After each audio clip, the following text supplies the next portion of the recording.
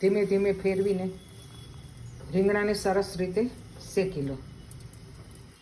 જે રીંગણમાં પાણી વધારે હશે અને એકદમ નરમ હશે ને તેનો ઓળો સરસ થશે અને તે શેકવા સમયે આવી રીતે ફાટી જશે. પ્રમાણસર તેલ મૂકી તેમાં રાઈ નાખો. રાઈ થઈ જાય એટલે જીરું નાખો.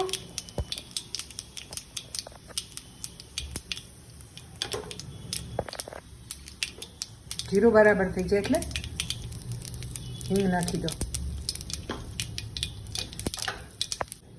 હિંગ નાખ્યા બાદ ઝીણી સમારેલી ડુંગળી નાખીને તેને બરાબર સાતળી લો.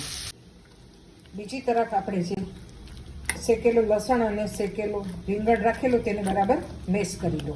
ટામેટાં અને ડુંગળી બરાબર સતળાઈ જાય એટલે આપણે જે બાફેલો ઓળો અને લસણ રાખેલા શેકેલા તેને પણ ઉમેરી દો અને બરાબર મિક્સ કરી લો. આ લસણ જે લોકોને લોહી જાડું થવાની સમસ્યા હોય તેમની માટે એકદમ ફાયદાકારક છે. શેકી લેવાથી લસણ તીખું પણ નથી લાગતું, ટેસ્ટમાં એકદમ સરસ લાગે છે અને દવાનું કામ કરે છે. બધું બરાબર મિક્સ કરી લો. આની અંદર મારા કિચન ગાર્ડનમાં 2-3 વાલોળ થયેલી તે પણ આમાં ઉમેરેલી છે.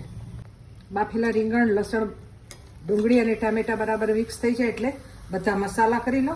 મીઠું, ધાણા જીરું, હળદર, મરચું અને દેશી ટામેટાં હોવાથી થોડી ખાંડ નાખેલી છે. બધું બરાબર ઓળાની અંદર મિક્સ કરી અને ધીમા તાપે ચડવા દો. તો મિત્રો, આપણો ઓળો તૈયાર છે. તેને ઝીણી સમારેલી કોથમીરથી અને ડુંગળીના લીલા પાનથી ગાર્નિશ કરો અને ગરમા ગરમ ખાવાના ઉપયોગમાં લો. તમે પણ આ રીતે ઘરે રીંગણનો ઓળો બનાવો. ઠંડીમાં ખૂબ જ સરસ લાગશે. આવજો, ફરી મળીશું નવા વિડીયોમાં.